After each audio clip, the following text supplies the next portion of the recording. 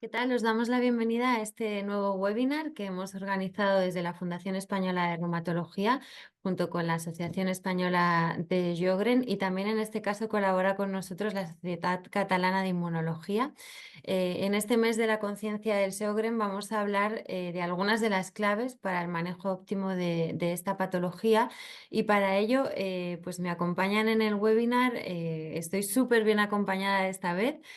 Por un lado tenemos a la doctora Paloma Vela Casasemper, ella es reumatóloga del Hospital General Universitario Dr. Balmis de Valencia. ¿Qué tal, Paloma? ¿Qué Perdón, de tal? Buenas Alicante, de tardes. Alicante, De Alicante, de Alicante. Comunidad que se me Valenciana. ha ido. Buenas Eh, tardes. tenemos también a la doctora Laura Martínez Martínez, ella es inmunóloga del Hospital Universitario de la Santa Creu y Sant Pau de Barcelona. Buenas tardes. ¿Vale? Y de este mismo hospital tenemos también a Sandra Rosa Barca, que ella es psicóloga. Bienvenida. Gracias. Y por último, que igual por ahí se me había ido lo de Alicante-Valencia, porque allá tenemos en Valencia, está Carmen López Valiente, que es paciente y representante de la Asociación Española de Sjögren. ¿Qué tal, Carmen? Hola, buenas tardes a todos. A Carmen ya la hemos tenido Encantada. en alguna otra ocasión.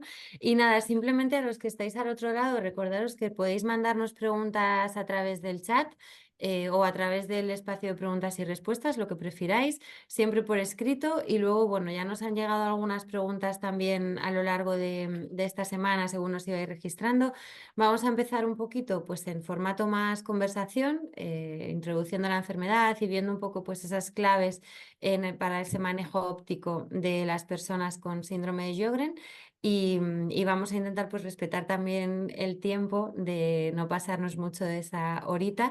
Lo vais a tener grabado, se va a colgar en la página web de inforruma.com y en los perfiles de la Sociedad Española de Reumatología y también de la Asociación Española de Sjögren, o sea que si alguna persona lo quiere volver a ver, va a tener acceso a ello.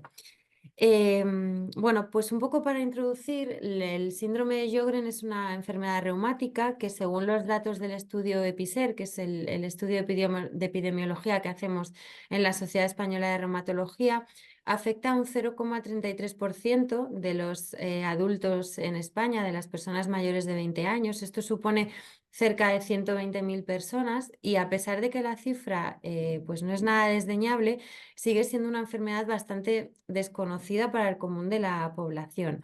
Probablemente aquí la mayoría de las personas lo conocen porque muchas de ellas eran pacientes o familiares de pacientes, pero también quizás algunas pues son recién diagnosticadas o bueno, o se conectan porque quieren saber un poquito más. ¿Qué os parece, Paloma? A ti te miro como reumatóloga, si decimos un poco a grandes rasgos en qué se caracteriza o cómo definiríamos esta enfermedad.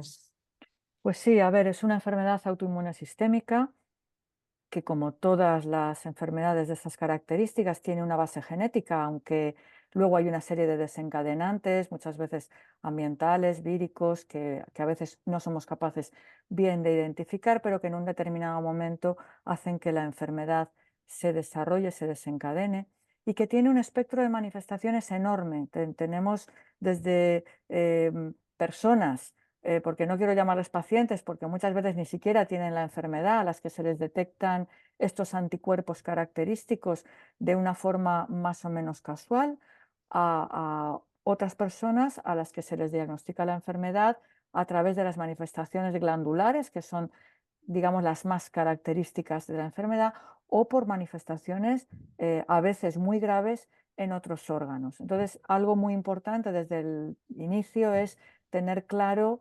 a qué espectro de la enfermedad corresponde el de la persona en concreto que tenemos delante, porque dependiendo de su clínica, de sus manifestaciones, de sus características, el enfoque de la enfermedad va a ser muy diferente. Ujú. Hablabas, Paloma, de esa afectación glandular y es verdad que muchas veces el síndrome de Sjögren se relaciona mucho con la sequedad, pero también es cierto que puede afectar a otros órganos o a otras partes del cuerpo, ¿verdad? Sí, sin duda, la manifestación más característica y, de hecho, pues es una de las que forma parte, digamos, de los criterios para hacer el diagnóstico, son la sequedad de las glándulas lacrimales y salivales característicamente, aunque va a afectar también al resto de las glándulas que producen secreciones en el organismo, lo que llamamos glándulas exocrinas, pero puede también afectar prácticamente a todos los órganos, desde las articulaciones en forma de artritis, a veces una artritis muy parecida a la de la artritis reumatoide, puede dar manifestaciones pulmonares, renales, del sistema nervioso, pleuropericarditis. Tiene, como decía antes, un espectro muy amplio de manifestaciones y también de gravedad. Hay formas leves y que requieren pues, un manejo más, digamos, paliativo de los síntomas, y formas con manifestaciones graves que van a requerir tratamientos inmunosupresores más potentes. Ujú. Y precisamente por ese factor que hablábamos de ser una enfermedad inmunomediada, puede estar asociada a otras enfermedades reumáticas autoinmunes. Puede ser que un paciente con síndrome de Sjögren desarrolle alguna otra enfermedad también autoinmune. Claro, tenemos dos, digamos, dos aspectos. En ocasiones encontramos solapamiento del síndrome de Sjögren, pues por ejemplo con enfermedad mixta del tejido conectivo, con artritis reumatoide, con miopatías, pero a eso le llamaríamos, digamos, un solapamiento. Pero además el síndrome de Sjögren también característicamente se asocia a enfermedades autoinmunes de otros órganos completamente diferentes, por ejemplo, a enfermedad tiroidea o a cirrosis biliar primaria. Son, digamos, asociaciones, no que la enfermedad se esté manifestando en otros órganos, sino que se dan conjuntamente varias enfermedades autoinmunes a la vez. Y de hecho, bueno, pues también el clínico tiene que estar espabilado a la hora de identificar de forma lo más precozmente posible estas asociaciones y tratarlas. Y esta característica hace que con frecuencia, y afortunadamente a día de hoy, en muchos hospitales tengamos esa necesidad de trabajo multidisciplinar, donde trabajamos, pues por ejemplo, ahora Laura podrá comentar mejor, por ejemplo, en mi centro trabajamos con inmunólogos, trabajamos con neurólogos,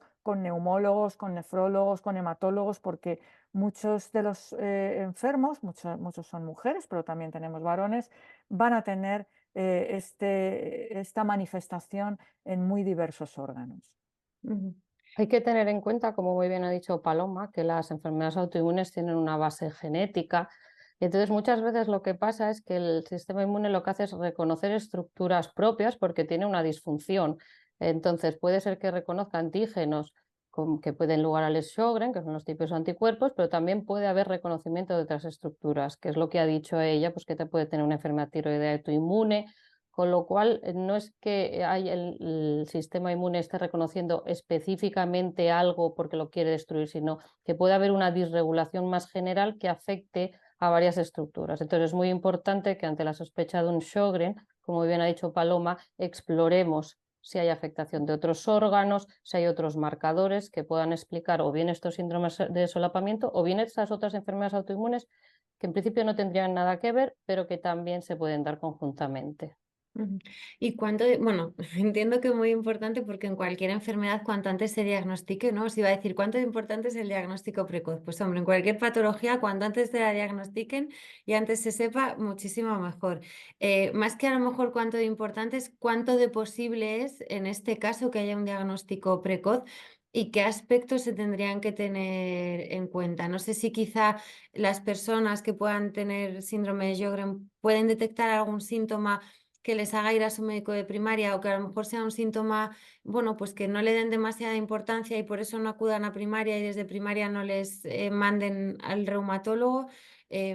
¿Cómo podemos hacer para mejorar ese diagnóstico precoz? Mira, hay en el caso, vamos, yo llevo muchos años, ¿no? Trabajando en reumatología, y entonces me ha dado tiempo a ver un poco de todo. No es excepcional que nos llegue gente absolutamente asintomática que se le ha detectado estos anticuerpos, por ejemplo, porque han tenido un bebé con un lupus neonatal, ¿no? El lupus neonatal, el bebé en realidad, por así decirlo, no tiene la enfermedad, pero la adquiere por los anticuerpos que le llegan a través de la placenta, los anticuerpos que tiene la madre. La madre no tiene ni idea de tener esos anticuerpos, pero en el bebé aparece pues una serie de manifestaciones que muchas veces son solo cutáneas y no tienen mucha trascendencia, y a raíz de eso se diagnostica la enfermedad en la madre. O porque, por ejemplo, haya habido un síndrome antifosfolípido, que es otro trastorno autoinmune, y de ahí tirando detectemos esos anticuerpos. Y es gente que no tiene sintomatología ninguna relacionada con la enfermedad de Sjögren. Esto ocurre, pero no es lo más habitual. Yo diría que en la clínica lo más habitual es que los pacientes nos lleguen por síndrome seco. Esto es lo más habitual, a veces a través de los oftalmólogos, a través de los otorrinos y con una enorme frecuencia a través del médico de atención primaria, que está, yo creo que muy sensibilizado en el momento en que alguien nota estos síntomas o porque empieza a tener pérdidas dentales de una manera, digamos, llamativa, gente joven, pues lo sospechan y nos lo mandan. Yo diría que lo que pasa es que creo que cuando esto es así, ya no estamos hablando de un diagnóstico tan precoz, porque para que haya esa sintomatología de sequedad, normalmente una vez que luego hacemos los test de secreción glandular, ya vamos a encontrar un déficit de secreción, lo que nos está indicando que esas glándulas ya están dañadas. Lo idóneo, en mi opinión, es cuando los podemos diagnosticar cuando todavía no han tenido clínica. Pero esto, como digo, es más difícil. A veces por gente que se le hace una analítica y aparece una velocidad de sedimentación globular, que es un parámetro de la analítica muy alto, que no se corresponde con que tenga una infección o que tenga otro problema, y tirando ahí del hilo, pues igualmente se hacen los anticuerpos y aparecen positivos. Poliartritis, otra forma de debut que tampoco es extraña, es a través de manifestaciones articulares. Pero ya digo, lo de precoz en todos estos casos hay que cogerlo con un poquito de comillas, porque la enfermedad ya está teniendo manifestaciones. Es que hay que tener una cosa en cuenta en cuanto a lo del diagnóstico precoz, pues los anticuerpos pueden aparecer muchísimo tiempo antes de la aparición de la enfermedad, porque al final nosotros en inmunología sí que siempre decimos que no es lo mismo autoinmunidad que enfermedad autoinmune. O sea, tú puedes tener anticuerpos, pero que esos anticuerpos no hayan destruido nada, con lo cual todavía no hay sintomatología. Entonces, claro, diagnóstico precoz, tener anticuerpos sin manifestación, es que la línea es muy fina. Entonces, sin una sintomatología, aunque sea débil, la presencia de anticuerpos tampoco lo justifica. Entonces, yo creo que es complicado el diagnóstico precoz en esta enfermedad. Bueno, pues tenemos el diagnóstico, sea precoz o no, tenemos a un paciente diagnosticado y además diagnosticado de una enfermedad que es una enfermedad crónica, que además lo que decíamos, ¿no? No suele ser muy conocida en el conjunto de la población general. Y el tener un diagnóstico de una enfermedad crónica que además, pese a lo que se cree, ¿no? De que las enfermedades reumáticas muchas veces se relacionan con personas mayores, no es cierto, ¿no? El síndrome de Sjögren suele estar diagnosticado en un periodo de la vida en el que las personas pues, se plantean muchos retos a nivel tanto personal como profesional, ¿no? Pues tener una familia, crecer profesionalmente. No sé, es un periodo de la vida en el que, bueno, pues tienes que tomar muchas decisiones y de repente te diagnostican una enfermedad crónica que esto, pues en tu estado emocional, claro, crea un impacto, Sandra, que a nivel psicológico no sé qué claves se pueden dar o qué le podríamos decir a un paciente en ese primer momento para hacer frente a lo que le acaban de contar que tiene. Sí, Ana, mira, fíjate que a raíz, ¿no?, de lo que explicaba Paloma y Laura, es verdad que el momento del diagnóstico para los pacientes muchas veces es un momento de mucha ambivalencia emocional, ¿no? Por una parte, pues salgo de la incertidumbre, ¿no? Y sé lo que me pasa y el nombre que tiene, y por otro me enfrento, pues como decías tú, a una enfermedad crónica, heterogénea, ¿no? A la que pues de la que seguramente no sabemos casi nada y que nos está limitando en nuestro día a día, ¿no? En cosas tan básicas, porque es que además el Sjögren afecta ¿no? Con esta sequedad, con esta fatiga muchas veces que relatan los pacientes, pues les afecta en su actividad diaria, ¿no? No es una cosa que es lejana cuando hago, sino que está presente siempre. Entonces, claro, no sé bien si podemos decir tips para afrontar el momento del diagnóstico, pero yo lo que sí diría es que lo que debemos es transmitir al paciente, el paciente debe comprender que esto es un camino y que vamos a necesitar tiempo para procesar ese diagnóstico, ¿no? Que vamos a hacer un camino camino y que ese camino no lo tenemos que hacer solos y no los vamos a hacer solos, porque muchas veces el paciente se enfrenta como a la solitud del diagnóstico, ¿no? De repente me dicen que tengo una enfermedad y qué hago yo ante este diagnóstico y ante esta enfermedad, ¿no? Y yo creo que aquí primero es comprender que necesitamos tiempo, después es trabajar muy bien la relación con el equipo médico, con el equipo sanitario, yo creo con el reumatólogo, con enfermería, con psicología, en el caso de que, ¿no? Para que el paciente pueda tener un espacio para preguntar. Debemos tener pacientes informados y esos pacientes se informan a través nuestro, ¿no? A través de pues, Inforeuma, no a cualquier precio, pero sí que necesitan esa información. A más información, ¿no? De una forma progresiva y adecuada, ese paciente va a ir conociendo qué es el Sjögren, en qué le va a afectar en su día a día, los posibles tratamientos y un poco va a dibujar ese camino, ¿no? Yo creo que la comprensión de la enfermedad es un punto clave. Luego, validar las emociones. Bueno, hemos hablado en otras ocasiones, ¿no? Que cuando nos diagnostican una enfermedad crónica, pues los psicólogos lo comparamos con un poco con un proceso de duelo, ¿no? En vez de un familiar o de una persona querida, pues de la pérdida de la salud como la conocemos hasta el momento, ¿no? Y esto pues implica muchas emociones, implica pues en un primer momento negación. Negación no quiere decir que el paciente piense que no tiene la enfermedad, sino que pues que nos cuesta aceptar o asumir que esto es una enfermedad crónica. Nosotros pues estamos acostumbrados, ¿no? Pues, a estar enfermos, a ir al médico que nos dé un tratamiento y curarnos, ¿no? Y volver a estar normal, ¿no? Volver a estar bien otra vez. Entonces hay una primera etapa de negación, una etapa muchas veces de enfado, ¿no? Del por qué me ha pasado a mí, una etapa también de negociación, ¿no? Pues en la que puedes empezar a entender un poco de qué se trata la enfermedad. Aquí el clínico es donde más información va a poder dar al paciente. Y luego hay una etapa como de tristeza, ¿no? De que la persona se plantea si puede llegar a convivir con la enfermedad. Y poco a poco, después de estas fases, pues viene la aceptación, ¿no? El intentar ir modelando todas estas emociones y modelando nuestro día a día para aceptar y poder convivir con la enfermedad. Y tenemos que transmitir a la persona que está en estas etapas que esto no es patológico, que es normal, que es esperable, ¿no? Delante de este diagnóstico, pues ir pasando por esas diferentes emociones y en esos primeros momentos.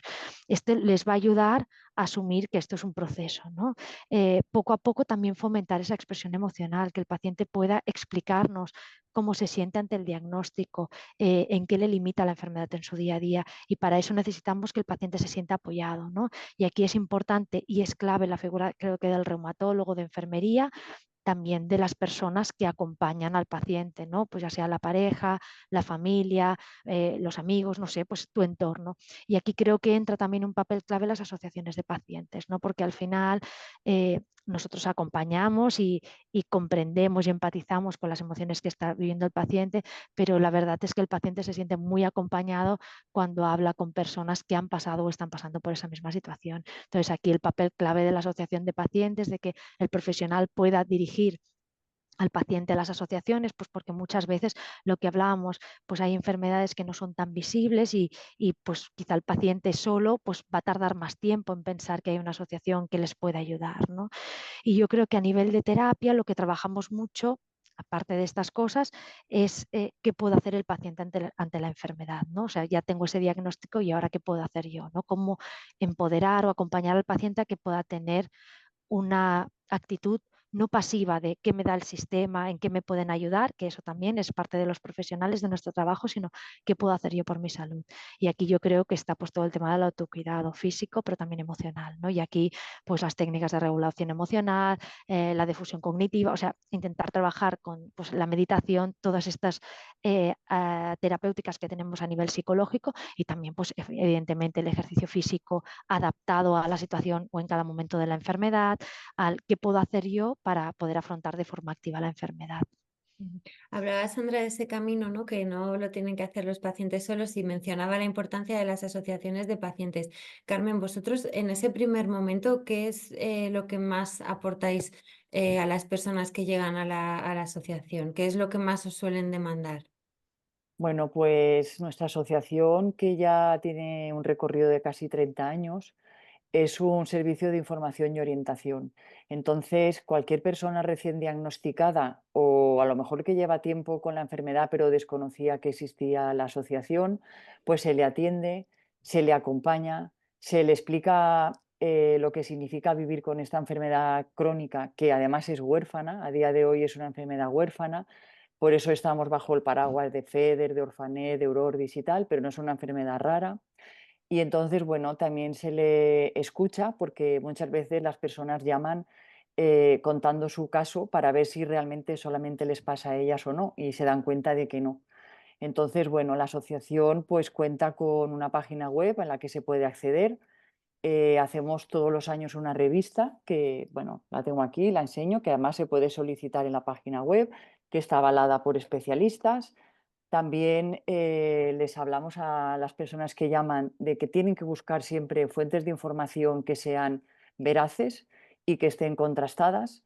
Entonces, bueno, pues está Inforeuma, está también la SEMI, está también ACR y que, bueno, que tienen que buscar siempre información que esté contrastada. También nosotros desde la asociación pues les comentamos todas las actividades que podemos hacer.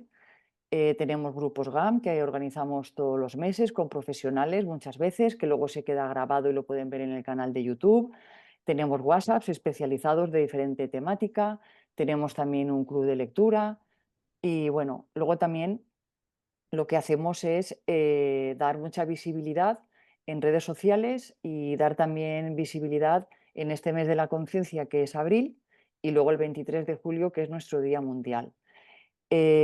Otra cosa también importante que hacemos en la asociación es que entiendan las personas que nos llaman que asociarse es importante porque somos el nexo entre lo que sería los pacientes y los centros de investigación, bien sean de hospitales, bien sea de la universidad, y que es una forma de poder colaborar con la investigación para que se avance, para que se encuentren tratamientos tanto farmacológicos como también, como decía Sandra, los no farmacológicos, que son muy importantes.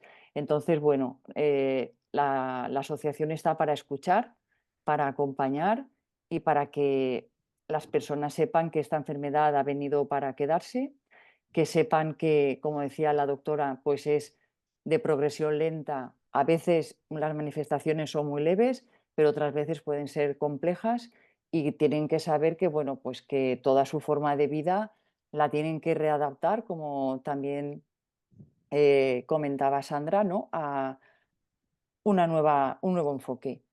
Que la persona tiene el diagnóstico, tiene el nombre de la enfermedad, y por tanto eso ya es importante porque sabes que lo que te ocurre tiene un nombre, que no estás solo, y al final, después de varios años de dar un peregrinaje por un montón de especialistas, pues tienes por fin el nombre, pero luego tienes que interiorizar que esta enfermedad, pues bueno, pues se puede complicar. Aparte puede haber otras patologías que no tienen nada que ver con el Sjögren, pero que también te pueden ocurrir, y bueno, pues hay que reprogramar un poquito todo lo que tenías tú en tu mente de lo que va a ser tu vida, ¿no? Y eso a veces es un poco complejo. Hemos mencionado la heterogeneidad de los síntomas, de las manifestaciones, que cada paciente, cada persona es única, y también hemos hablado un poco de la importancia, ¿no?, de esa multidisciplinaridad y del trabajo coordinado, quizá a través del reumatólogo, pero en el que se ven otros especialistas incluidos. Este webinar lo hemos titulado El manejo óptimo del Sjögren. ¿Cómo sería si ahora mismo pudiéramos bueno, pues construir, ¿no?, esa unidad mágica para poder tener ese tratamiento, ese manejo óptimo de los pacientes con síndrome de Sjögren? ¿Cómo sería? ¿Qué se debería de hacer en ese abordaje? ¿Qué sería lo ideal? A ver, no sé si contesto yo. Sí, Em, Paloma, si quieres contestar tú. Vamos a ver.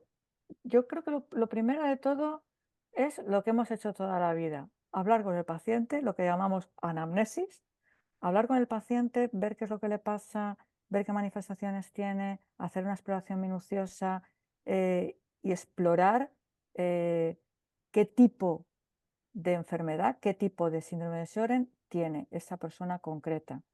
Em, Primero, para tranquilizar, porque a veces las fuentes de información, si son contrastadas, desde luego mucho mejor, porque si uno va hacia Google puede ser un horror, pero aún así hay personas con tendencia a ver, a ver la botella medio vacía. Mm. Entonces hay que poner la, dar claramente un diagnóstico, pero concreto para esa persona. Dejar claro qué es lo que hay, qué es lo que hay en ese momento. Y dependiendo de dónde está el daño, digamos que la situación idílica de pensar que uno puede tener una consulta donde esté a la vez el neurólogo, neumología, nefrología, hematología, esto, en mi opinión, en la sanidad pública, esto es imposible. Entonces, ¿cómo al menos en mi ambiente, cómo contrarrestamos o cómo manejamos esto? Pues dependiendo de qué manifestaciones o qué órganos puedan estar dañados o pueda haber sospecha de ello, eh, plantear en las sesiones multidisciplinares, que eso sí que tenemos hoy día, con neumología, con nefrología, con la situación concreta de este paciente. Y en mi opinión, para no liar al paciente con 700 visitas a 700 clínicos, que cada uno pide una cosa, que cada uno hace una cosa, y además, oye, la gente trabaja, la gente tiene vida propia, no puede estar viniendo 40 veces al hospital. Lo que nosotros hacemos es reumatología, actúa un poco de pivote, te centra eh, el manejo del paciente, pero con la complicidad, con el asesoramiento, el consenso con aquellos especialistas implicados en esa persona concreta, porque ya digo, es que cada uno es un mundo. Y yo tengo gente con manifestaciones neurológicas nada más, y tengo gente que tiene 7 órganos afectados a la vez, que es muy diferente, o con manifestaciones que no hemos hablado de la piel, pero otro especialista importante, ¿no? El dermatólogo, o con manifestaciones puramente dermatológicas. Entonces, esta es mi visión y cómo nosotros en nuestro hospital, que es un hospital, aunque es un hospital terciario, pero tenemos muchísima presión asistencial, creo que conseguimos un manejo muy, muy óptimo del paciente. En lugar de marear al paciente yendo y desplazándose a 7 sitios diferentes, siendo nosotros los que desplazamos esa consulta de ese paciente en concreto a nuestras sesiones multidisciplinares. Y de verdad pienso que con esto, mm, hoy día, porque esto antes, hace unos años no lo hacíamos, esto pues igual lo llevamos haciendo, no sé, 10 o 15 años. En mi opinión, hemos ganado muchísimo en calidad de atención al paciente. En el Hospital de la Santa Creu y Sant Pau, además, tienen mucha suerte los pacientes de reumatología, porque esto no lo he dicho al inicio, pero Sandra forma parte de ese equipo. Es Pues verdad sí que que la tienen tiene suerte. compartida, no, no es única para la especialidad y para estos pacientes, ¿no? Pero cuánto de importante es ya no solo las especialidades médicas, ¿no? Sino también el complemento, pues, de enfermería, de los psicólogos, de otro tipo de trabajadores también en el ámbito de la salud que lo decía, ¿no? O sea, yo creo que son afortunados porque no es tan común en la sanidad pública que se cuente con una psicóloga, en este caso con Sandra. Desde luego nosotros no tenemos esa suerte. Sí tenemos una buena enfermería, una buena enfermería especializada, pero, pero no disponemos de esa. Y sin duda, como muy bien Sandra ha comentado, ese abordaje de todos los aspectos psicológicos de la enfermedad, pues son muy claves. En nuestro ámbito hay psicología, pero fuera del hospital, pero la mayoría, con mucha frecuencia, los pacientes, entre comillas, se tienen que buscar la vida por otros medios, sí. Sí, esto yo creo que es una parte del trabajo que nos queda, ¿no? De poder incorporar, ya sea a través de la interconsulta o en consultas dentro de los servicios de reumatología, pues a profesionales de salud mental que os puedan dar también ese apoyo porque a profesionales y a los pacientes, porque si realmente estamos delante de un 30 o un 40% de vuestros pacientes tienen síntomas de ansiedad o depresión, claro, no podemos hacer ver que esto no pasa, ¿no? Y muchas veces es verdad que los recursos que disponemos pues son precarios, pero tenemos que poner, yo creo que el enfoque en enfermería es básico para cualquier servicio de reumatología. Yo en otros servicios que no está la consulta de enfermería instaurada como tal, recibo mucha más interconsulta que no, por ejemplo, en reumatología, que ya la enfermera y hace un cribaje y una atención ya precoz un poco de toda esta sintomatología patología que puede venir, pero es verdad que para el paciente con ansiedad y tristeza y que está en ese proceso de aceptación, el acompañamiento psicológico es fundamental para afrontar una enfermedad de estas características, sobre todo por lo que decía Paloma, porque es una enfermedad absolutamente heterogénea. Yo creo que las sesiones multidisciplinares os ayudan muchísimo a lo que decías, a no marear al paciente, pero a tratarlo de una forma muy adecuada, y creo que en el caso de salud mental también tenemos que buscar este expertise, porque muchas veces lo que nos encontramos a lo mejor en otros centros es que enviamos a salud mental y el receptor, el psicólogo o el psiquiatra que recibe, pues no tiene el conocimiento que es necesario sobre la patología de base de ese paciente. Cuando hablamos de estos trastornos adaptativos, ¿no? Estos trastornos de ansiedad o depresión que son reactivos a la propia enfermedad médica, pues claro, el profesional que atiende también tiene que comprender, ¿no?, en qué momento está el paciente y qué le implica en su enfermedad. Entonces, desde la psicología de la salud, yo creo que tenemos que poner mucho énfasis también en sensibilizar a nuestros compañeros de que son enfermedades que realmente el paciente necesita ese acompañamiento. Y si hablamos del tratamiento, porque estamos diciendo que es una enfermedad muy compleja, que tiene manifestaciones sistémicas, que tiene que ver con la autoinmunidad, ¿no? No sé hasta qué punto contamos con tratamientos o se puede individualizar de alguna manera los tratamientos.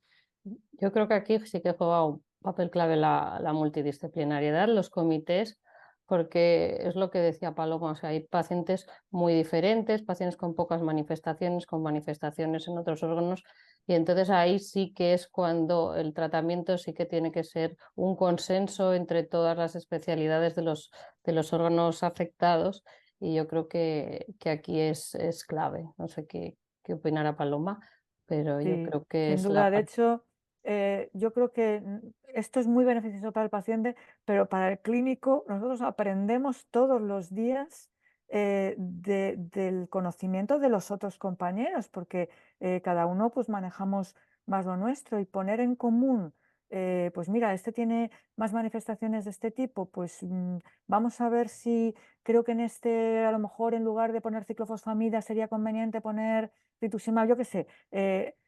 Al final conseguir un poco el traje a la medida de esa persona en concreto, la da la multidisciplinariedad. Yo creo que es de las cosas de las que, de los avances, no es tecnológico, sino organizativo, pero me parece que es de las cosas mejores que hemos podido conseguir en los últimos años. Es verdad, como decía hace un momento Carmen, que es una enfermedad huérfana, que no tiene fármacos que estén en ficha técnica. Esto vale para el síndrome de Sjögren, porque no los hay. Mm, pero cada vez, gracias a que hoy día hay bastante investigación realizada y en marcha, cada vez tenemos más evidencia de que hay ciertos fármacos, sobre todo pues, fármacos biológicos que han ido saliendo, que eh, pueden ofrecer un beneficio importante para pacientes con unas determinadas manifestaciones, ¿no? Aparte de que es crucial también la manifestación sintomática, ¿no?, de la sequedad o de tanto salival como lacrimal. Otro especialista clave, el oftalmólogo, nos echa una mano enorme con los pacientes cuando tienen un cuadro de sequedad importante ocular que es tan desagradable, pues con los diferentes, en mi hospital, por ejemplo, funciona muy bien el suero autólogo o las ciclosporinas tópicas o el sellado de los puntos lagrimales. Es decir, que hay muchos tratamientos específicos de oftalmología que ayudan a estos pacientes, pero ya para manifestaciones quizás más sistémicas o más preocupantes, el utilizar determinados inmunosupresores o determinados fármacos biológicos, aunque no estén en la ficha técnica, eh, cada vez más aportan un beneficio y aportan una calidad de vida, a veces muy, muy notable, a pacientes con manifestaciones graves y preocupantes. Esto hablando de los tratamientos terapéuticos, pero ¿qué pasa con los tratamientos que pueden complementar a estos tratamientos terapéuticos? Y con esto me refiero pues al ejercicio, a la dieta, ¿qué pueden hacer los pacientes que pueda mejorar al menos pues su día a día, ¿no? Que quizá alivie síntomas bueno, pues en el caso del ejercicio físico, ¿no? Que sí que se ha demostrado que puede tener efectos a nivel de la inflamación, etcétera. ¿Qué tipo de actividades podrían mejorar o qué hábitos de vida más saludables podrían hacer un poquito más fácil el día a día a estas personas? Bueno, yo creo que el último seminario, un seminario lo dio una compañera mía, precisamente sobre este tema aquí, sobre nutrición. A ver, el sistema inmune es un sistema muy complejo, gasta muchísima energía y necesita de muchos cofactores, con lo cual una alimentación equilibrada, buena, es básica. El ejercicio físico moderado va a ser bien para todo. Sí que es cierto que un ejercicio muy activo, muy forzado, eso va ligado a la inflamación y en este caso todo lo que sea inflamación irá en detrimento de la enfermedad. Con lo cual, un ejercicio adaptado es bueno. Un ejercicio exagerado no. O sea, desde el punto de vista inmunológico tenemos una disfunción del sistema inmune y lo que tenemos que hacer es controlarlo y en base a la alimentación y el ejercicio, esto obviamente, y prevención de tóxicos, hábitos tóxicos, siempre va bien. Carmen, tú eres especialista, bueno, no sé si especialista, pero sí que practicas mucho la marcha nórdica. Es verdad que tu caso, bueno, pues ya eras muy deportista, ¿no? Y sí que, pues al diagnosticarte la enfermedad has tenido que frenar y que adaptar los deportes que practicabas, pero ¿cómo ves qué beneficios encuentras en la marcha nórdica? Bueno, pues yo descubrí la marcha nórdica por un trabajo publicado por un grupo de Malmo, porque no sabía lo que era exactamente, bueno, me sonaba, y vi que estaba hecho con mujeres que estaban diagnosticadas de la enfermedad de Sjögren. Entonces, bueno, empecé porque me dijeron que correr ya no podía, el correr, el impacto es más agresivo. Y entonces, bueno, me di cuenta que este deporte sí que tenía un grado de impacto mínimo para también prevenir osteoporosis, pero a la vez movías tanto el tren superior como el tren inferior, gracias al apoyo con los bastones. Entonces, bueno, me busqué un instructor porque eso es fundamental para aprender la técnica y desde entonces no he dejado de practicar este deporte, que es muy amable con las articulaciones, pero a la vez te obliga también a llevar la espalda muy recta y a movilizarlas, y se puede adaptar a cualquier nivel. Y luego además yo vengo del mundo de la competición y del deporte y no he dejado nunca de nadar. De hecho, mi médico reumatólogo, el doctor Belenguer, antes incluso de practicar marcha nórdica, ya me dijo, no te dejes nunca el deporte porque tú tienes ahí una ventaja muy grande, ¿no? Entonces, bueno, yo actualmente combino la natación con la marcha nórdica y luego también los ejercicios de fuerza, porque soy también paciente oncológico y yo pues no puedo permitirme el perder masa muscular, que estoy muy delgada, la verdad es que sí, pero bueno, yo intento hacer este tipo de ejercicio para prevenir también sarcopenia y en mi caso yo soy un paciente pluripatológico, ¿no? Entonces, bueno, pues el ejercicio lo tengo que ir combinando para que me beneficien las diferentes patologías que tengo. Ujú, Pero bueno, la marcha nórdica está al alcance de cualquiera siempre y cuando se aprenda con un instructor. ujú. En una encuesta que hicisteis desde la Asociación Española del Síndrome de Sjögren, se quedaba evidenciado que 2 de cada 3 pacientes con Sjögren decían que, bueno, pues que la patología les afectaba a su bienestar emocional o mental. Hemos hablado antes de ese momento y acompañamiento cuando es diagnosticada la persona. Pero lo decíamos, ¿no? Son enfermedades crónicas que te van a acompañar y vas a tener que convivir a lo largo de tu vida. ¿Cómo debe ser esa atención, Sandra? ¿Cómo se debe de ir adaptando quizás a las necesidades de la persona en cada momento vital? Sí, pues mira, fíjate que hablábamos, ¿no? Al principio del momento del diagnóstico, ¿no? De todo ese proceso de duelo. Lo que vemos es que no es un proceso que pasemos en un momento, ¿no? En el momento del diagnóstico y no volvamos a pasar por ninguna de esas fases. Vemos que cuando hay un empeoramiento de la enfermedad o cuando hay hay situaciones muy estresantes en nuestra vida, pues las personas podemos recaer o volvemos a pasar por alguna de estas por situaciones, ¿no? Emocionales. Es importante que la atención esté centrada en un primer momento, en el momento momento del diagnóstico, pero que también pueda ser continuada, ¿no? Por eso la importancia de que salud mental esté vinculada con el servicio de reumatología para que ese paciente pueda volver a ser derivado si lo necesita. Nosotros en el hospital pues, hacemos diferentes tipos de terapia, en el sentido de que dentro de la psicología de la salud, pues nosotros utilizamos mucho la terapia de aceptación y compromiso, que es la que hemos visto que muestra pues, una mayor efectividad en los pacientes con patologías crónicas heterogéneas, como puede ser el Sjögren, y hacemos una atención que puede ser o bien individual para determinados pacientes, en la que la psicoterapia pues, se centra mucho en la historia de vida del paciente, en la interpretación de sus síntomas, en los síntomas emocionales que el paciente está experimentando. Trabajamos con técnicas de relajación, con pues, estrategias de mindfulness, pues el vivir en el presente, la acción comprometida para poder ver lo que depende de mí, y luego las sesiones grupales, ¿no? Que estas pues, están más enfocadas a buscar un poco lo que hablaba Carmen, ¿no? Ese acompañamiento grupal con otras personas que están pasando o han pasado por procesos similares, ¿no? Y ahí trabajamos un poco pues, todo el tema de pues, cómo hablar del diagnóstico, cómo explicar el diagnóstico si es que lo necesito en el trabajo, bueno, con diferentes situaciones que se puedan encontrar los pacientes que les pueden afectar también a nivel emocional. Bueno, yo quería comentar una cosa, Ana, que al hilo de lo que se hablaba antes y comentaba la doctora del equipo multidisciplinar, pues que no todos los pacientes tenemos esa suerte de tener a nuestros médicos especialistas conectados entre sí. Entonces, bueno, en mi caso, y como yo, pues habrá mucha más gente, yo me lo he tenido que gestionar absolutamente todo. Ese fichero que hay aquí detrás, ese archivador, es mi historia clínica, y entonces allá donde voy, a cualquier especialista que voy, yo tengo que llevar detrás todo mi historial clínico. O bien el más reciente, o bien a veces me piden que lleve todo el historial desde hace ya más de una década. Entonces, bueno, eso sería lo ideal para todos los pacientes, pero por desgracia no está al alcance de todos. Y luego yo también me he tenido que gestionar los tratamientos no farmacológicos.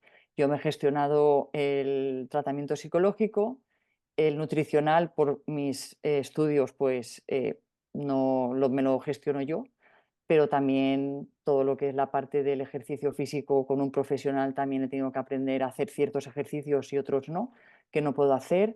Y bueno, pues eso al final también es importante. Y nos hemos dejado una disciplina que es la fisioterapia, que también es muy importante muchas veces en pacientes Sjögren, y en mi caso, aquí ya estoy personalizando, que tenemos otras patologías y que por tanto las necesitamos. Entonces, bueno, yo, mi experiencia es que no estoy atendida por un grupo de especialistas que es que ni siquiera se conocen entre ellos. Entonces, allá donde voy tengo que ir a contar siempre todo lo que me pasa, y todo documentado, por supuesto. Yo te Entonces, agradezco mucho esta puntualización, Carmen, porque es verdad que desde la Sociedad Española de Reumatología estamos trabajando junto con las administraciones públicas para tratar de mejorar precisamente nuestra atención al paciente, porque es verdad que, bueno, pues debido al sistema de salud que tenemos en España, en cada comunidad autónoma nos encontramos con modelos que pueden ser distintos, ¿no? Dentro de algunas líneas generales que sí que deberían de ser iguales.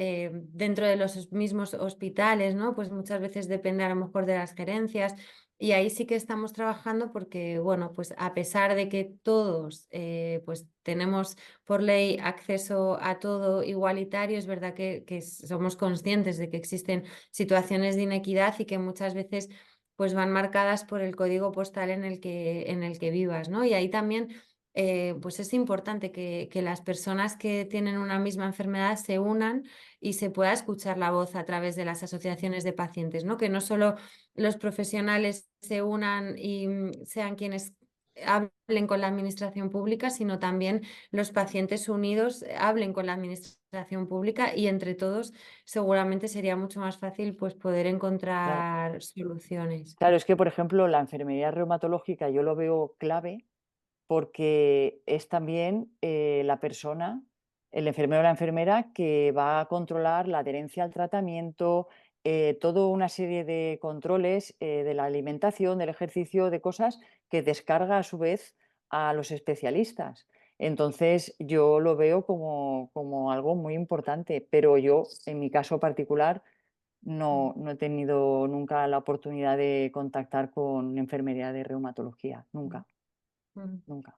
Pues nada, ahí estamos, desde la SER estamos trabajando en ello Sí. y esperamos que en algún momento pues sí que se dé esa condición de equidad total, ¿no? Si todos trabajamos en la misma dirección. Bueno, os diré que hay más de 90 personas conectadas y que están llegando un montón de felicitaciones por vuestras aclaraciones, por cómo estáis abordando todo este manejo de la enfermedad. Y os voy a pasar a hacer algunas de las preguntas que nos han llegado.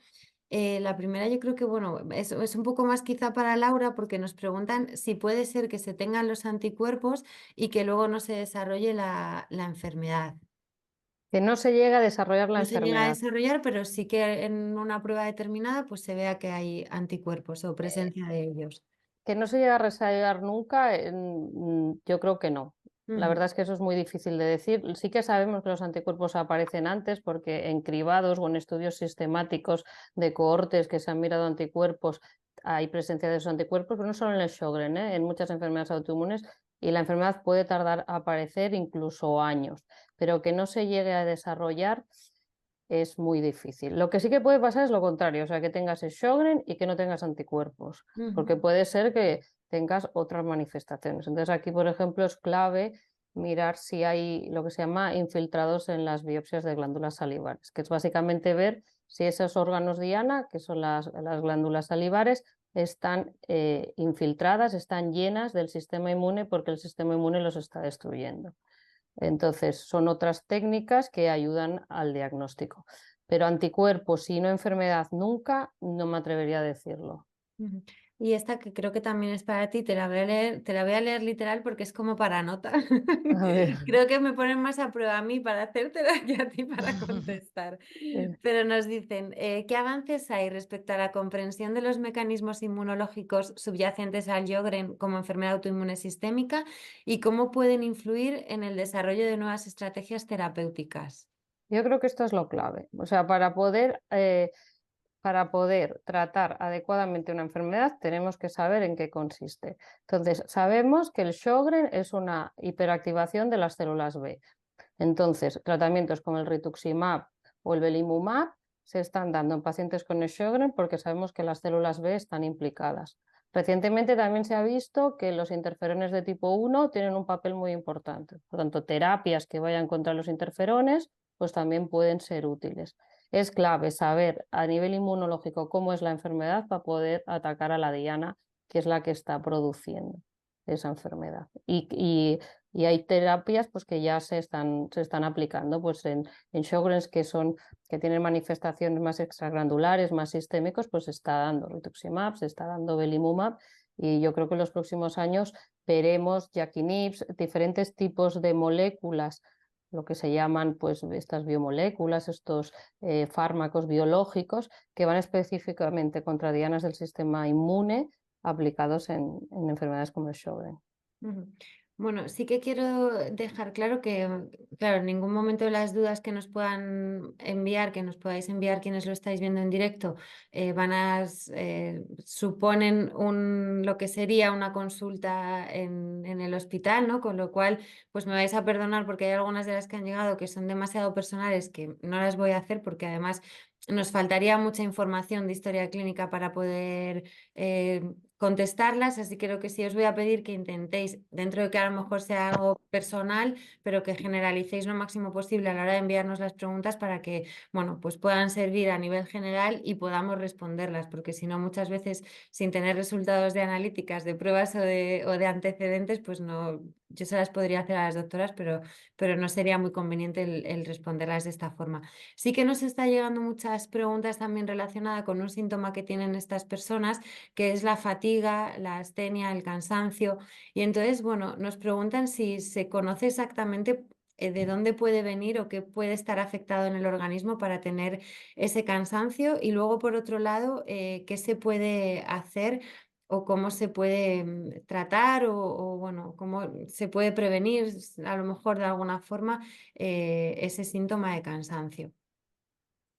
No sé si queréis que conteste yo. A ver, aunque es verdad que la fatiga está descrita como una de las manifestaciones características del síndrome de Sjögren, es un síntoma difícil de interpretar porque muchas circunstancias pueden dar lugar a esa sensación de cansancio o de fatiga. Yo no sé exactamente cuál es la causa, no lo sé, igual Laura tiene más datos que yo, puede aportar algo más. Sí que no es exactamente fatiga, pero bueno, hay un cuadro que cada vez se habla más, que es la disautonomía, ¿no? En estos pacientes hay descrito un trastorno del sistema nervioso autónomo en el que, bueno, pues pueden aparecer mareos o cuadros de estas características. No, tampoco sé decir cuál es la prevalencia, yo creo que será bajita, pero bueno, ante un paciente que desarrolla una situación de cansancio, mm, mm, creo que vale la pena plantearse este diagnóstico diferencial. Em, Creo que aquí también Sandra puede aportar porque, en mi opinión, tiene mucho que ver el enfoque o el abordaje, ¿cómo se dice? El afrontamiento, ¿no? De la enfermedad. Em, Hay muchos perfiles diferentes de pacientes. Yo tengo gente con enfermedad orgánicamente muy grave en el que el síntoma fatiga no es precisamente uno de los que más predominan, y al revés, con enfermedad, digamos, médicamente leve, y que sin embargo eh, esta sensación de fatiga o de cansancio le resta mucha calidad de vida. Entonces, creo que es un síntoma complicado o una manifestación complicada, y en el que probablemente el abordaje multidisciplinario, en este caso también con psicología, puede aportar. No sé lo que opinan Laura, Sandra o Carmen de este Yo aspecto. tampoco sé exactamente lo que es, pero creo que influyen varios factores, entre ellos el psicológico. ¿Y por qué? Desde un punto de vista inmune, las células del sistema inmune gastan mucha energía, entonces están reconociendo estructuras propias constantemente. O sea, es como si estuvieran luchando contra una infección, porque están reconociendo algo propio como extraño. Con lo cual eso gasta mucha energía. Eso puede ser una de las causas.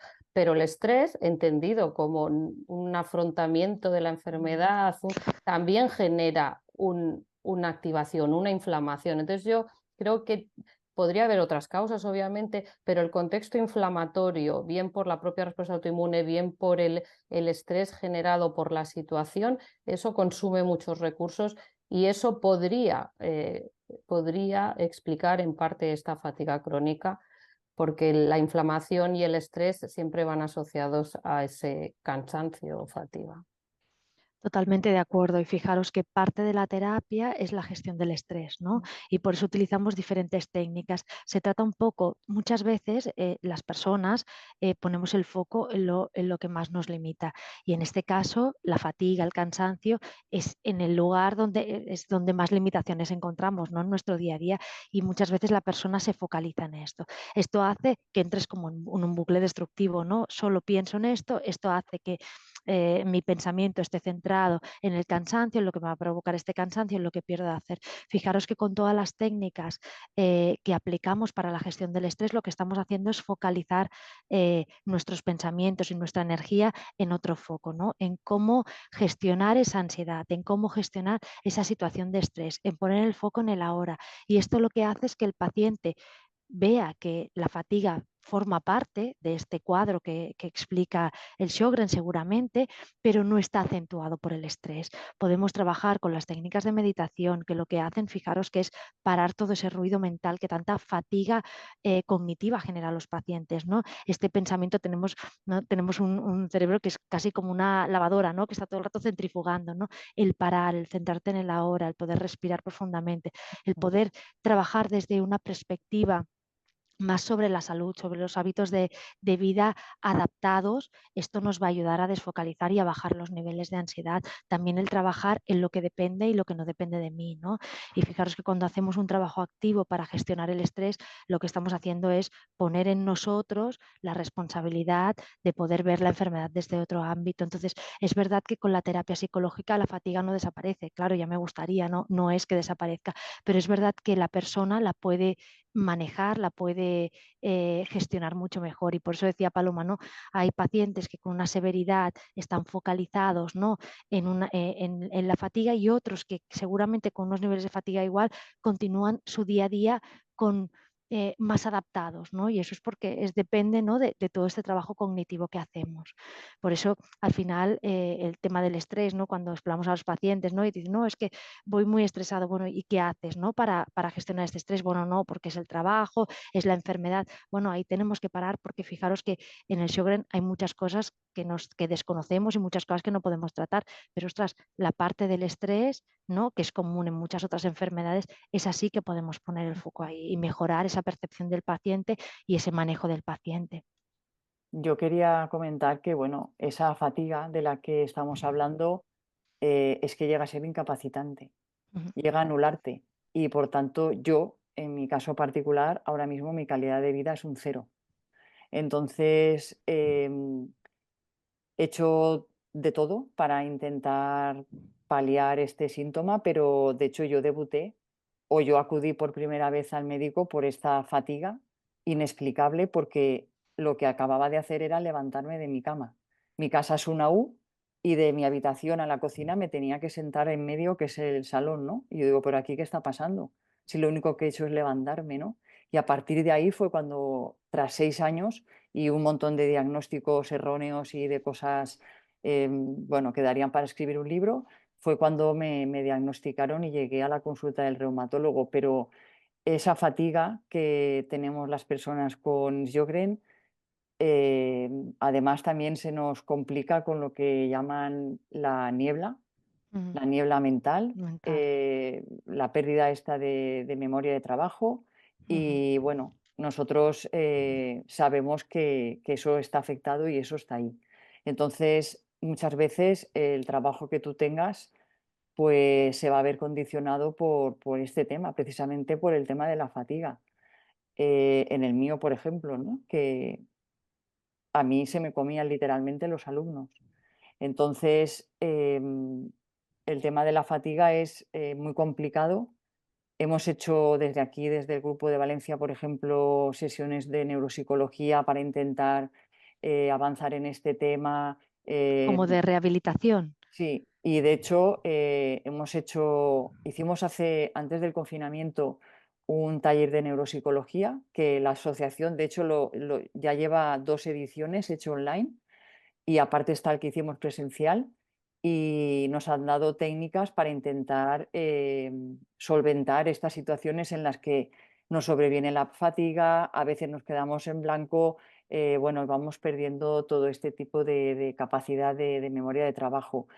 Yo me acabo de hacer otra vez la valoración 4 años después de aquel taller y bueno, pues los resultados son lo que yo me imaginaba, ¿no? Pues he perdido bastante calidad de vida, Es verdad que reflejado con eso, sí, vemos estos déficits cognitivos, ¿no? sí, Que es verdad que son leves y que afectan a determinadas áreas de la memoria de trabajo y de la sí, atención, ¿no? Y que está relacionado con esa nublina, ¿no? De la que hablabas tú. Y es verdad que quizá una parte, una asignatura pendiente es todo este tema de la rehabilitación neuropsicológica, ¿no? sí. De la rehabilitación o bueno, quizá no sería rehabilitación, pero de este trabajo, ¿no? Sí, de las De técnicas que poder se ofrecer pueden, estar. sí, se pueden hacer para poder, pues Mm, eso, intentar sortearlo y bueno, mm, también tener tú más confianza en ti mismo, ¿no? Entonces, mm, bueno, hay diferentes grados, mm, pero bueno, es una cosa que cuando hicimos una encuesta, mm. la asociación, que se puede ver en la página web los resultados y también en las revistas, era una de los ítems, ¿no? Que salía con bastante frecuencia, lo de la niebla mental, junto con la fatiga que puede ser en algunos casos incapacitante. Entonces es muy difícil de manejar.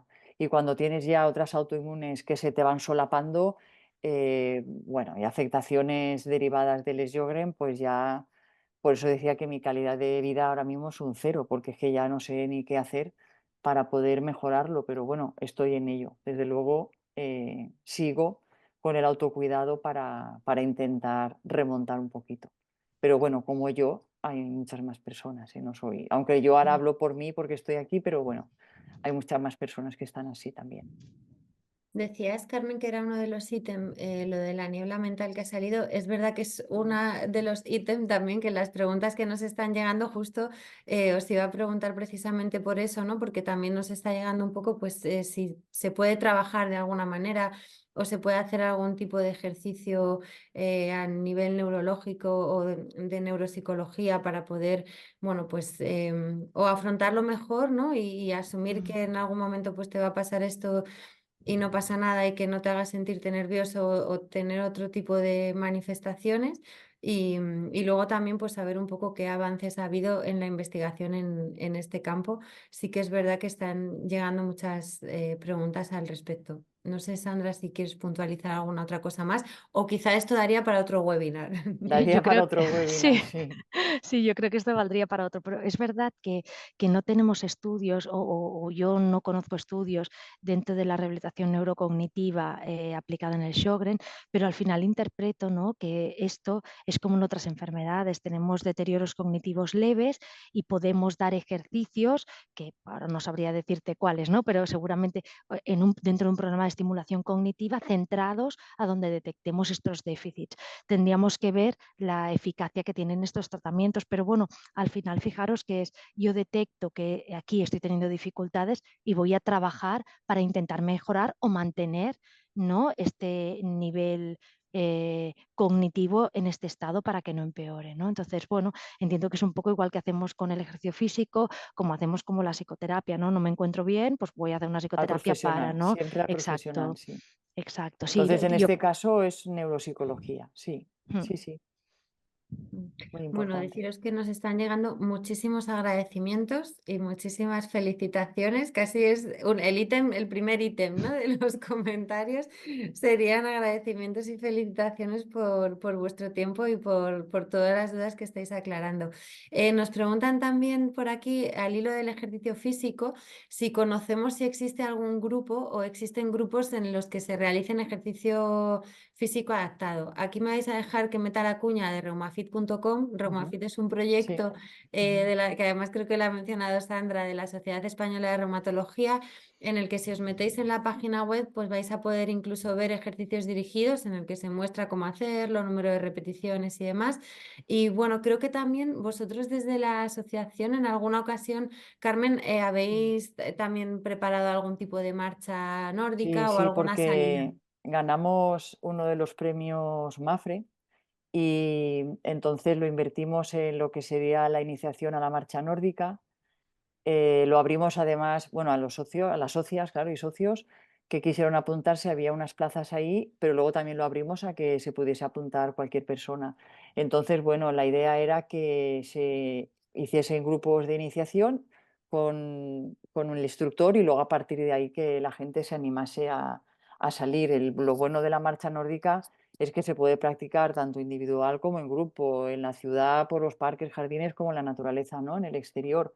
Entonces, bueno, eso es ya cuestión de que se organice desde la asociación, siempre y cuando se dé el consentimiento, por supuesto, por la Ley de Protección de Datos, te pueden poner en contacto con personas de tu entorno que tienen también la patología y, bueno, pues se puede intentar hacer alguna quedada o, bueno, siempre es complicado muchas veces, ¿no? Pero la asociación también, hay grupos de WhatsApp, por ejemplo, de WhatsApp para estos temas, ¿no? Igual que está el club de lectura, pues también hay de temas de práctica de ejercicio. Entonces, bueno, siempre se busca algún tipo de ejercicio que sea apto para la mayoría de las personas. Al 100% pues va a ser complicado, ¿no? Y luego también están los diferentes niveles, pero bueno, desde la asociación por lo menos la información te la van a dar. Y luego puedes practicar el ejercicio con personas que no son de tu patología. En Elche, por ejemplo, que hay una instructora de Costa Blanca Nordic Walking que trabaja en el hospital de Elda, creo que es, y están por allí, por Elche, Elda, toda aquella zona, y creo que ella también trabaja con gente que tiene esclerosis múltiple y bueno, otras patologías y al final es un grupo pluripatológico. Ahora no recuerdo exactamente el hospital, pero yo sé que ellos están por allí y de hecho fueron con quienes trabajamos para llevar a cabo este proyecto de la iniciación a la marcha. Entonces, bueno, siempre te puedes dirigir a tu hospital o te puedes dirigir a las federaciones deportivas, que siempre van a haber grupos adaptados a cualquier nivel. Ujú. Es fácil encontrarlos. Ujú. Bueno, han llegado bastantes preguntas, pero voy a pedir disculpas porque vamos a dejar algunas sin contestar para un siguiente webinar o las leeremos y quizás algunas de ellas las podamos contestar por escrito, pero sí que os voy a hacer un par de ellas últimas también para respetar los tiempos de, pues tanto de vosotras, que muy generosamente nos habéis dedicado este rato durante esta tarde para poder aclarar muchas dudas, como de la gente que se ha conectado en directo. A la primera creo que me vais a responder depende, porque nos dicen que cada cuánto tiempo es recomendable hacer una revisión para ver cómo evoluciona la enfermedad y supongo que esto es muy paciente dependiente, pero la segunda que va al hilo de esto también nos preguntan si es recomendable realizarse controles anuales o cada cierto tiempo para ver el nivel de los anticuerpos del paciente. En pacientes ya diagnosticados En con pacientes ya Sjögren diagnosticados, sí. no tienen ninguna... O sea, los anticuerpos están, en el caso del Sjögren, no importa el título. Son positivos y no se van a negativizar. O sea, que sí que en el seguimiento normal se piden para ver que todo está bien, pero no hace falta repetirlos de una manera periódica. No es como, sí que hay cierto que hay otros anticuerpos en otras enfermedades autoinmunes que el valor sí que tiene en el seguimiento un valor, pero en el caso del Sjögren, el ROI y el LA, cuando son Yo no los positivos, repito, desde luego. serán positivos toda la vida. Mm. O sea, ahí pueden estar tranquilos que no porque no te vuelvan a mandar esa prueba Efectivamente. es que está pasando algo, ¿no? Efectivamente. Mm. Bueno, y en lo de las revisiones, pues eso, depende, ¿no, Paloma? Es paciente dependiente. Totalmente. Es que hay gente que ya a lo mejor la ve una vez al año, porque sí tienen el contacto de enfermería o incluso mi correo electrónico por si les pasa algo entre medias, pero si están asintomáticos, están bien, no toman medicación, no, pues igual alguna revisión al año para comprobar que sigue todo bien. Al revés, hay gente que a épocas la ve todos los meses, dependiendo de lo que haya en ese momento. Entonces es muy, muy dependiente del tipo de enfermedad, de las manifestaciones que tenga esa persona completamente. Y en esos primeros pacientes que mencionabas que pueden estar asintomáticos, es muy importante que vayan a la consulta. Esto sí que deberíamos de incidir, ¿no? Que es aunque te encuentres bien, precisamente porque te encuentras bien, si tienes una visita pautada Sí, una vez al año, tienes que ir, ¿no? No tienes que dejar de sí, ir. a ver, es una visita, digamos, de seguridad, pues les exploras, te aseguras de que no hayan aparecido ganglios patológicos, ves una analítica general para ver que no hayan hecho una complicación renal que a veces es asintomática, o sea, que hay cosas que como no las veas en una analítica, tardan mucho en manifestarse, entonces vale la pena mantener esa revisión anual, pues con tu analítica, tu exploración, el interrogatorio y, bueno, una vez al año tampoco es muy consumir mucho tiempo. Es que Vale la aquí pena. sí que sería muy importante como previsión, ¿no? Como ya que es una enfermedad que puede afectar, tener muchas afectaciones, pues la analítica es clave, como dice Paloma, para ver si algo no está funcionando bien a pesar de que no tengas la manifestación clínica todavía. Entonces yo creo que los seguimientos son vitales. Mm. Ujú. Bueno, yo creo que lo vamos a dejar aquí, a no ser que alguna queráis hacer alguna aportación que nos hayamos dejado que sea muy importante. Yo simplemente agradeceros mucho vuestro tiempo, vuestra colaboración totalmente altruista esta tarde aquí con nosotros.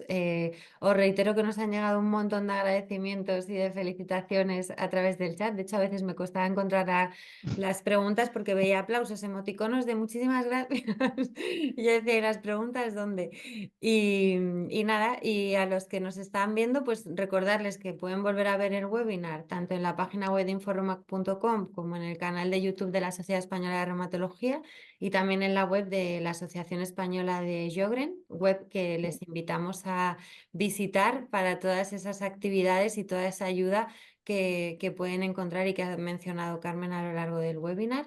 Y nada, Joana, quería comentar una sí. cosa al hilo de que hay muchas preguntas en la que la gente dice, pues mi madre tiene tiroiditis, mi hija tiene inflamatoria intestinal, que sepan que es frecuente. Es frecuente cuando tienes una enfermedad autoinmune que haya más miembros de la familia que tengan esa enfermedad autoinmune o otra enfermedad autoinmune. O sea, que entra dentro de lo probable, que no son hechos aislados, sino que al final las enfermedades autoinmunes son deficiencias del sistema inmune y tienen un componente genético, con lo cual la proporción de individuos con enfermedades autoinmunes dentro de una familia en el cual ya hay un individuo con una enfermedad autoinmune es mayor que en aquellas en las que no lo hay.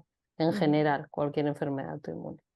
Pues te lo agradezco mucho, Laura, porque aquí me has echado un cable y has mirado la Sí, pregunta, mira. que yo como cuando digo que esto no es una consulta y que no es nada personal, esas me las voy saltando.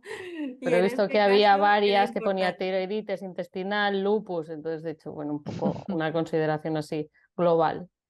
Pues muchísimas gracias, porque es verdad que yo cuando veo a mi madre, digo caso personal, ya no, y entonces no la hago. Hago un cribado demasiado germánico. Pero bueno, pues eso, agradeceros de nuevo este tiempo y emplazaros seguramente que nos volveremos a encontrar en algún otro webinar, en alguna otra jornada o en alguna otra cosa que organicemos junto a la Asociación Española de Sjögren y junto a la Sociedad Catalana de Inmunología. Muchísimas gracias a todas. Que tengáis Gracias a buenas vosotros. tardes. Gracias, A sí. vosotros. Gracias. Buenas tardes. Gracias.